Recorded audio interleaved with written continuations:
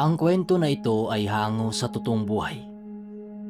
Karanasan ito ng lolo ng kaibigan ko na isang bantog na sabongero dahil sa mangmutya nitong tangan. Itago na lang natin siya sa pangalang Anog. Nangyari daw ito noong 1921. Walang insaktong lugar sa Mindanao. Itong mga panahong ito, kasalukuyang mananabong itong si Anog sa kanilang lugar. Nakabukod na rin ito ng tirahan sa kanyang mga magulang dahil hindi sa pagkakaunawaan. Kahit nakabukod na ito, wala naman siyang problema sa mga kapatid niya kung tutungo ito sa tinitirahan niya. Sa totoo niyan, halos ito ang kasama niya sa tinitirahan niya at binata pa siya ng mga panahong ito. Kadalasan sa pinagkukunan niya ng pera pampusta sa sabong ay ang pagtatagip ng guma o yung rubber tree. Walang ibang mapupuntahan ang kita niya sa pagguguma kundi sa sabong. Ayon sa kanya, kadalasan sa sabong ay halos laging talo, manalo man, pero iilang beses lang. At yun ang nakagawian niya, magtrabaho para magsabong. Ayon sa kanya, magaman nagkakapira siya sa paggugoma, ay halos inuutang ang kinakain niya.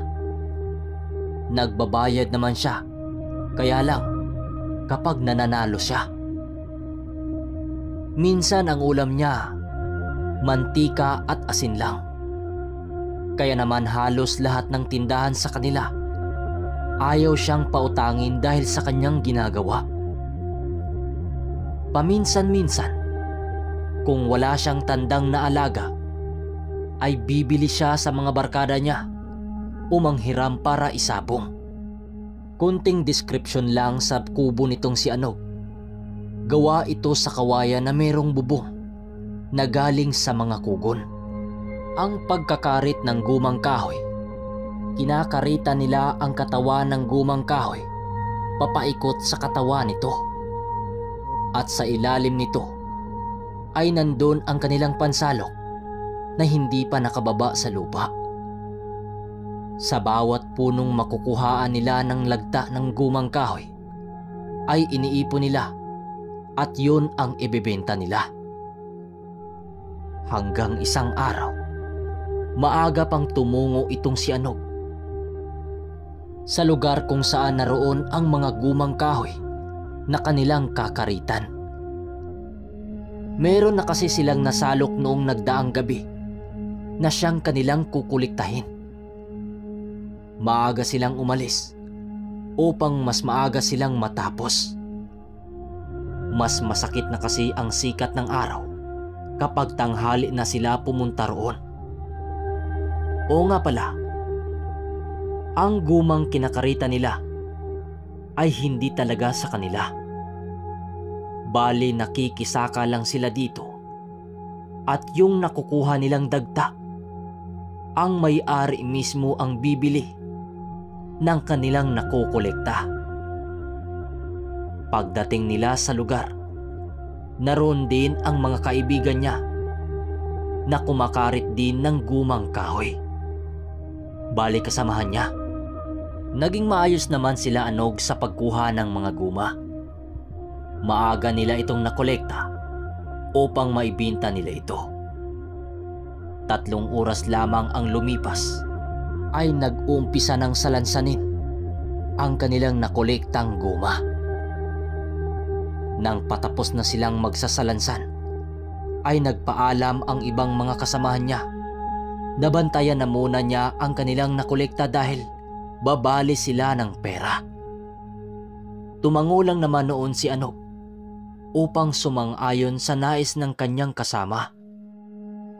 Habang sinasalansan niya ang mga goma, ay bigla itong napatigil nang masipat nito ang isang maliit na batong makintab na nakabaon sa gumang kanyang sasalansanin sana. Labis ang kanyang pagtataka noon dahil bakit ito napunta sa sinalok nilang guma. Hindi nga kayang umakyat ng isang maliit na bato sa sinasalukan niya ng dagta. Habang tinititigan niya ang bato, pansin niyang bumubula ang paligid ng dagta na nalalapatan nito. Hindi naman niya alam kung ano ang batong yon, ay ramdam niya ang pagtawag nito sa kanya. Animoy may isang presensyang naghali na sa kanya na kunin ang bato sa gumang yon. Habang nagdadalawang isip noon si Anog, ay bigla niyang narinig ang kanyang mga kasama na pabalik na sa kanilang kinaroroonan. Dala ng kuryosidad, wala nang pagdadalawang isip itong kinuha nitong si Anog. Hindi na alintana ang dagta nitong ditikit sa kanyang kamay, basta ang nais niya ay makuha ang batong kanyang nakita. "Oh, Anog, tapos na ba?" tanong ng kasama niya. "Oo, tapos na pare. Pasanin niyo na lang," sagot ni Anog. Nang marinig ng kasamahan ni Anog na tapos na ang kanilang pagsasalansan, ay agad na nila itong tinalian. Si Anog noon ay nanood na lamang dahil tapos na ang kanyang ginagawa na kanyang trabaho bilang taga-salansan. Ang hindi noon mapaliwanag ni Anog ay ang biglaang paggaan ng kanyang katawan na tila ba napakasigla niya ng araw na yon. "O Anog, mauna na kami ha. Kami na ang bahalang maghatid ng mga guma kay Mang Piroy. Magkikita na lang tayo sa bahay mamaya dahil pupunta tayo ng sabungan," wika ng isa niyang kasama. Habang hinawakan ang tali ng kalabaw na siyang hihila sa mga guma. Sige, una na ako ha. Pakisabi kay Mang Piroy na baka sa susunod na araw pa ako makabali," sagot ni Anog.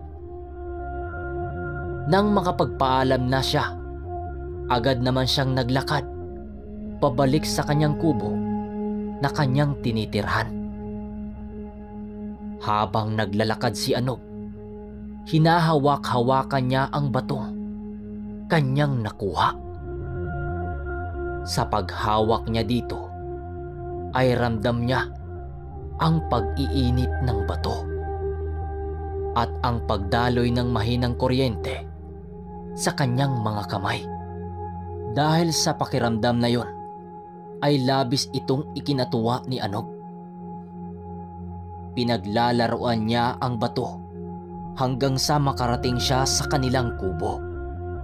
Ilang minuto ang lumipas, biglang natigilan si Anog sa kanyang ginagawa.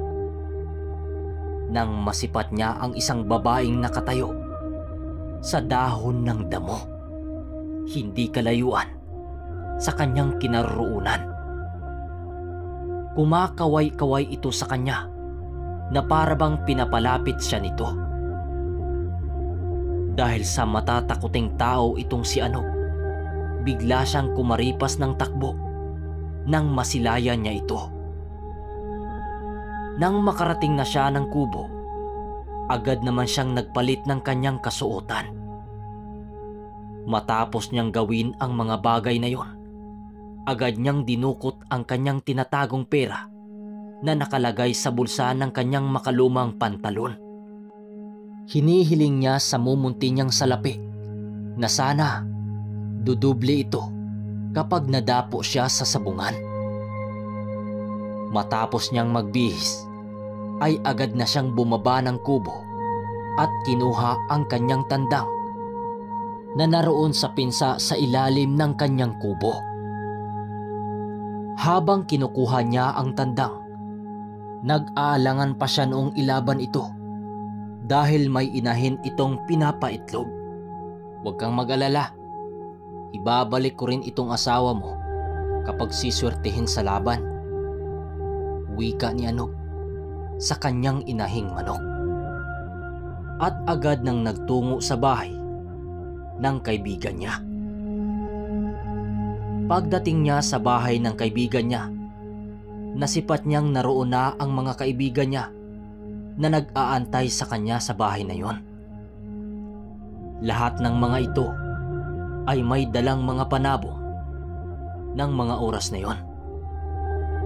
"Oy mga ungas! Kanina pa ba kayo dyan? Tara na! Baka nagsisimula na ang sabong."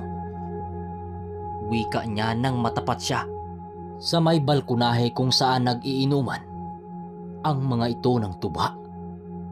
Nagsisilingunan ang mga ito nang tawagin niya ang mga yon. Uy! Si Anog oh! May dala ring panabong! Kaya lang mukhang pangkatay ang dala niyang manok. Tingnan mo oh! May palong pa sa ulo. Hoy Anog! Halika rito! Nalaban na ba yan? Mukhang tatakbo pa yan kapag kumasta sa inahin ah. Tawanan ng mga ito at inaasar-asar pa siya. "Huwag na nga kayong maingay dyan. Baka puro talo lang din naman yung mga dala nyo." Wika ni Anog sa mga kasama niya na siyang kinuni ng isang kaibigan niya na may-ari ng bahay dahil kahit anong asar nila kay Anog, talagang gumaganti ito at tumatawa pa din. Matapos nun, ay agad nang nagsisibabaan ng mga kasama niya at nagtungo na nga sila ng sabungan.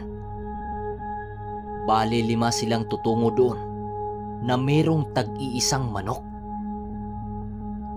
Ngunit si Anog lang ang may dalang panabong na hindi maaasahan sa laban. Pagdating nila sa sabungan, nakita rin nila doon ang iba pa nilang mga kaibigan. Halos pinagtatawanan ang manok ni Anog noon na siya namang ipinikit balikat niya. Para kay Anog, pangit man o maganda ang manok, iisa lang din ang kahantungan nito. Kung hindi matatalo, mananalong sugatan.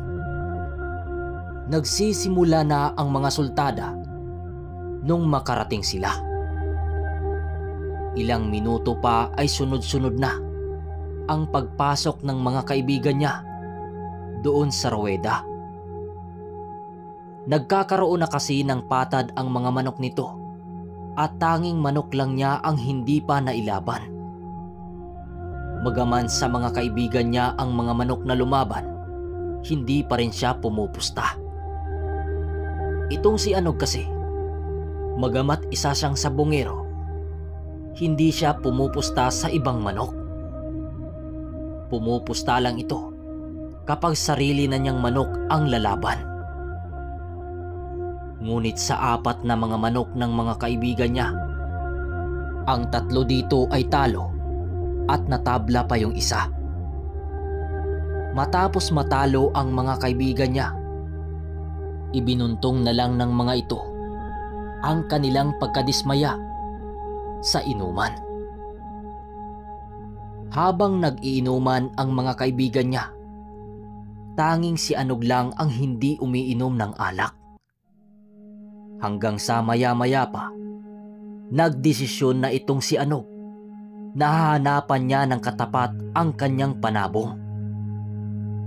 "Dahil nailaban niyo na ang mga manok ninyo, itong sa akin naman," wika niya. Nang sabihin ito ni Anog, naidura naman ng kaibigan niya ang iniinom nitong tuba. "Ano ka mo? Ilaban mo yan, Anog. Ano kaya kung ipupulutan na lang natin yan sa tuba?" Wika ng isa sa mga kaibigan niya na siya namang sinabayan ng pagtawa ng iba nilang mga kasama. "Uy, kung ayaw ninyo, edi ako na lang. Ako na lang humanap ng kapares nito," sagot niya. "Saan ka pupunta? Biro lang yun, Og. Ikaw naman oh, sige tutulungan ka namin," sagot naman ng isa sa mga kaibigan niya na kasama niya sa pagkakarit ng guma. Lumipas ang mga minuto. Nalagyan na nga ng tari ang manok nitong si Anog. Pagpasok niya sa ruweda, halos nagkandamatay naman sa kakatawa yung iba nilang mga kasama dahil sa dala niyang tandang. May ilan pang naghagis ng butil ng mais bilang pang-asar pa. Kung titingnan kasi, parang isang palo lang nito sa kalaban, tatakbo na yung manok niya. Pero nang magsalpuka na ang mga manok, ay kabaliktaran ang nangyari. Dahil isang talon lang ng kanyang manok na pipitsugin, direktang tinamaan ang kalaban at isang patama lang yun. Sa kili-kili ay tapos ang laban. Natulala ng ilang segundo itong si Anog habang nakatitig sa kanyang manok na gumigiri-giri pa sa kalaban. Paglingon niya sa mga kaibigan niyang nasa labas, halos magtukaan ang mga ito sa tuwa at nagtatawanan. May mga tao ding hindi nila kilala ang nagulat sa mga nangyari. Paglabas niya ng sinasabungan, nag-aagawan pa ang mga kaibigan niya sa pagkuha ng tandang at yung bihag. Sinipat ng mga ito ang katawan ng manok kung nagkaroon ba ito ng sugat. Pero laking gulat nilang lahat nang sabihin ng isa sa mga tumingin nang, "Walang sugat pare. Mukhang panahon yata ngayon ng manok mo pre ah. Ano, ilalaban natin ulit?" Wika ng isa sa mga kaibigan niya ng mga oras na yon. Wala namang nagawa itong si Anog kundi pumayag sa gustong mangyari ng kaibigan niya. At sa pagpapatuloy ng kwento ay ang magaganap na matinding laban gamit sa iisang manok nitong si Anog.